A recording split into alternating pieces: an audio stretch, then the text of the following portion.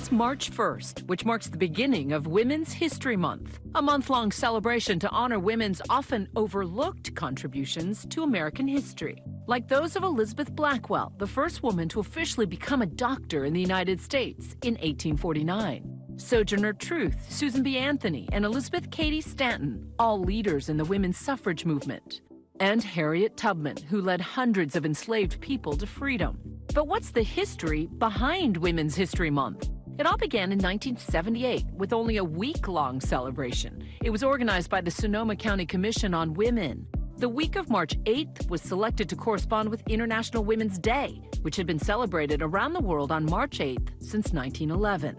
The movement began to gain momentum, and the following year, other communities and school districts initiated their own celebrations of Women's History Week.